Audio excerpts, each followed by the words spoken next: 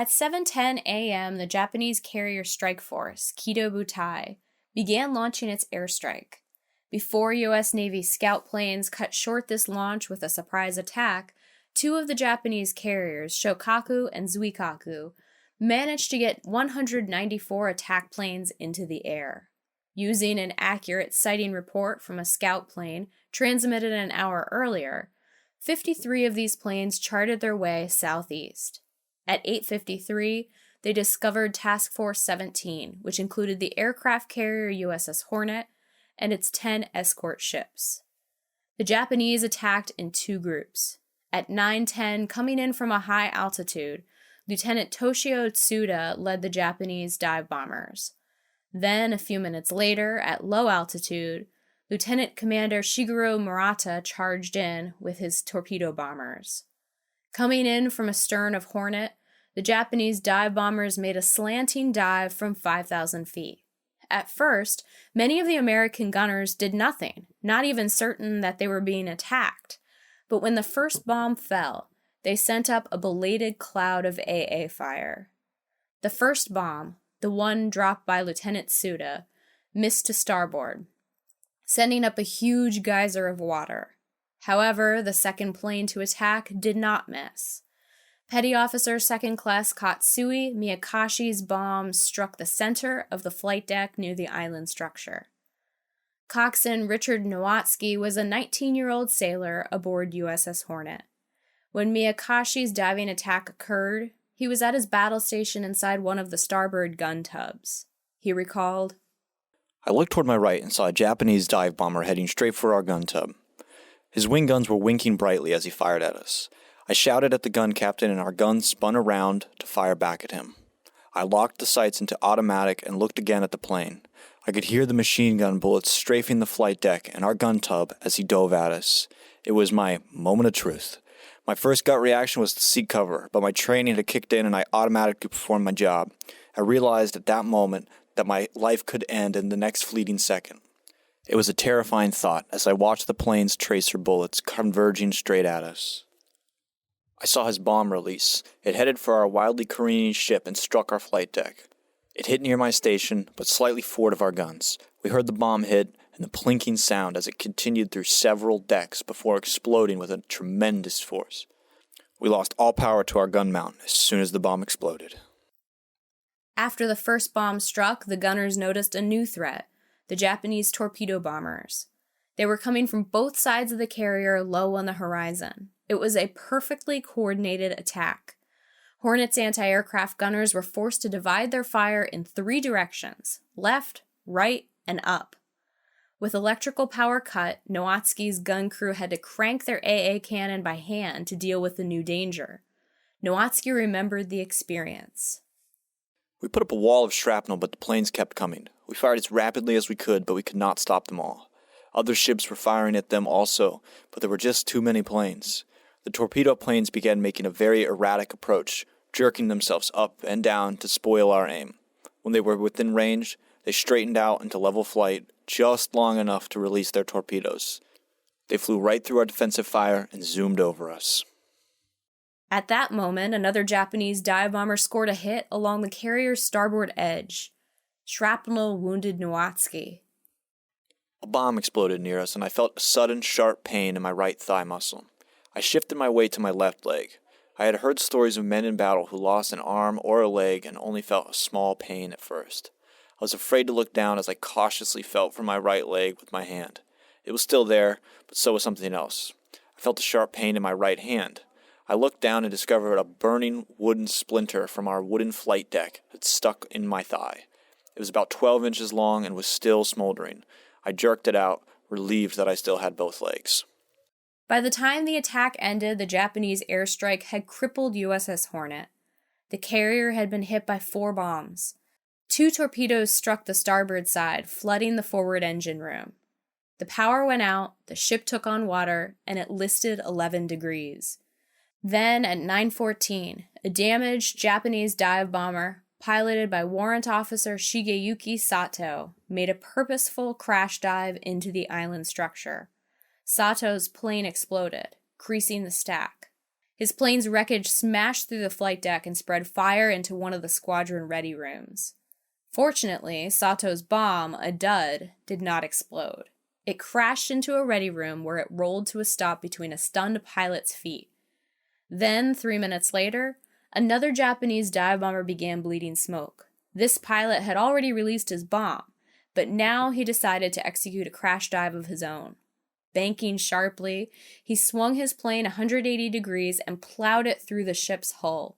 It blew up spectacularly, starting a fire in the forward elevator pit.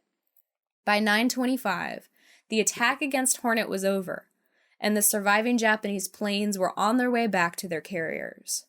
With fires raging, no power, and its terrible list, Hornet was dead in the water. Hundreds of men were killed, burned, or maimed. Destroyers came alongside, and with fire hoses and foam, they tried to assist the burning carrier. In a half hour, damage control parties had quelled the flames, but Hornet could not move under its own power.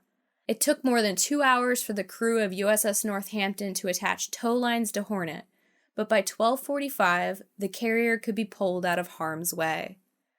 Coxswain Nowatzki had survived the attack with only a minor wound to his leg. During the damage control operation, he received orders to launch the whaleboat to evacuate other wounded men. Below decks, he saw the aftermath of the bomb explosions. I could smell the sickening stench of human bodies burning, a smell that I can still recall. Wherever I looked, I saw a slaughterhouse. Evidently, at least one bomb had exploded in the hangar deck area. Dead and mutilated bodies were lying all about, even in the boat pocket. As I got in position, I saw the body of a young sailor laying right where I had to stand.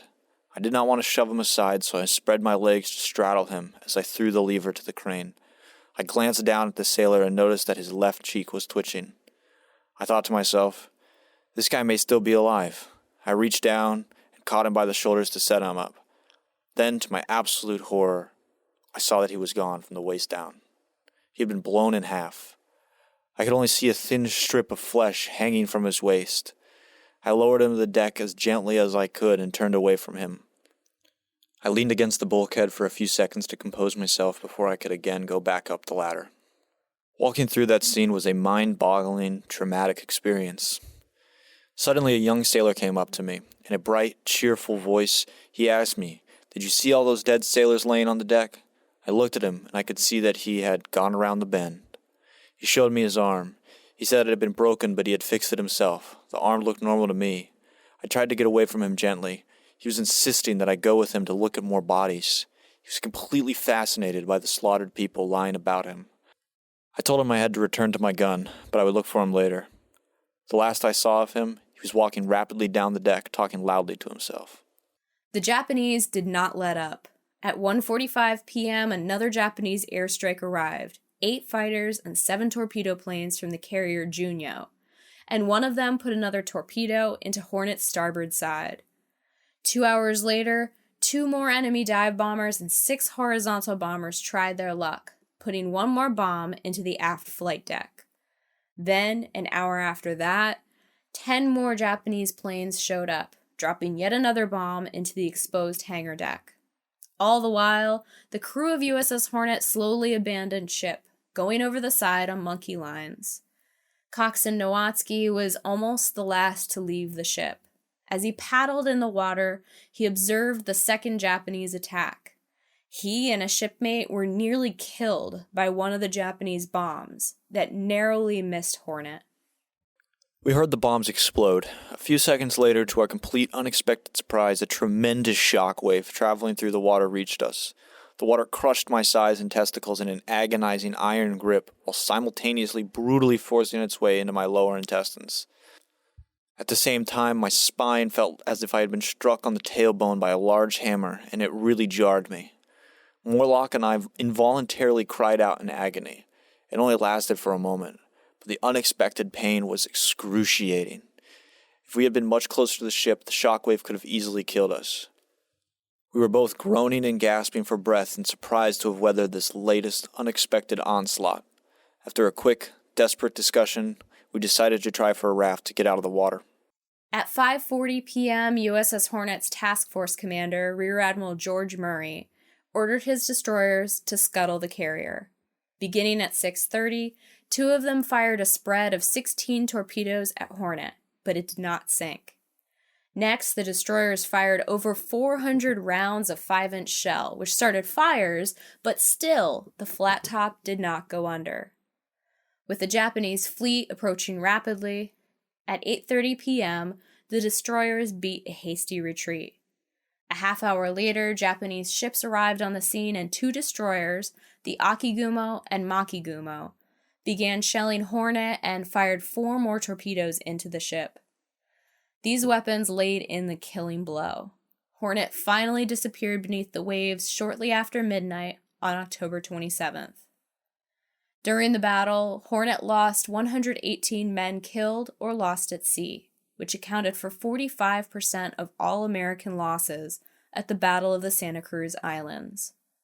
The loss of the Hornet may very well have represented the greatest disaster on the American side of the engagement.